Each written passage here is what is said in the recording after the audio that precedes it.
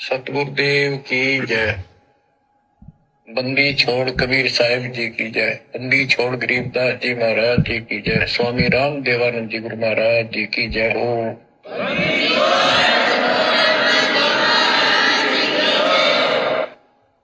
सारे के सारे जयकारे पूज्य गुरुदेव भगवान ने खुद ही लगाए हैं। बंदी छोड़ कबीर साहिब जी की जय। बंदी छोड़ गरीबदास जी महाराज जी की जय। स्वामी राम देवानंद जी महाराज जी की जय। फिर बाद में भक्तों ने जयकारा लगाया, बंदी छोड़ सतगुरु रामपाल जी महाराज की जय। यानी भक्तों ने केवल अपने गुरु का ही जयकारा लगाना चाहिए, गुरु के अलावा किसी और का जयकारा नहीं लगाना चाहिए। ना गरीबदास जी का, ना दादा गुरु जी का, ना अन्य किसी महापुरुष का, क्योंकि ये कलयुग की पिछली पीढ़ी है। जब तक हम पतिव्रता पद पर रहकर भक्ति नहीं करेंगे तब तक हमारा मोक्ष नहीं हो सकता। इसलिए परमात्मा अपनी वाणी में कहते हैं, एक सादे सब सदे, सब सादे सब जाए, माली सींचे मूल को फले फुले अघाए। हमने केवल एक की पूजा करनी है, केवल अपने गुरु की, अपने सतगुरु की। हमारा गुरु ही हमारा इष्ट देव है, हमारा आराध्य देव है। इनके अलावा भगत ने किसी और का जयकारा नहीं लगाना चाहिए।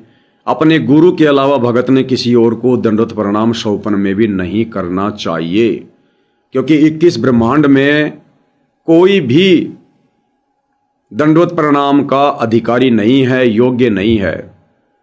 गीता का ज्ञान देने वाला काल खुद गीता का ज्ञान देते समय अर्जुन को कहता कि अर्जुन मुझे प्रणाम कर।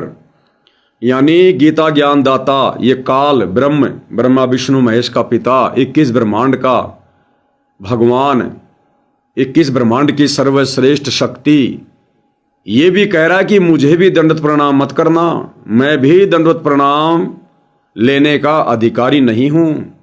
केवल तत्वदर्शी संत ही दंडवत प्रणाम करने के योग्य हैं, अधिकारी है। तो बताइए फिर, जब 21 ब्रह्मांड का स्वामी भी कह रहा है कि मुझे भी दंडवत प्रणाम नहीं करना, केवल प्रणाम कर, नमस्कार कर,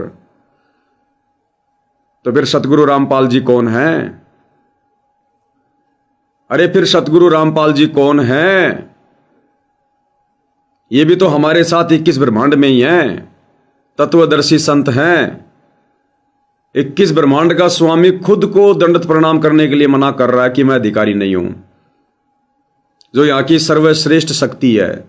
फिर सतगुरु रामपाल जी भी तो आज 21 ब्रह्मांड में हैं, जिनको दंडवत प्रणाम किया जा रहा है, जो दंडवत प्रणाम लेने के अधिकारी हैं। तो कौन शक्ति हैं? काल से ऊपर हुए कि नहीं हुए? और काल से ऊपर फिर वो दयाल है जो 21 ब्रह्मांड में आकर अपनी आत्माओं को शतलोक की जानकारी देता है। तो अपने गुरु के अलावा हमने ना किसी का जयकारा लगाना है, ना किसी को दंडवत प्रणाम करना है।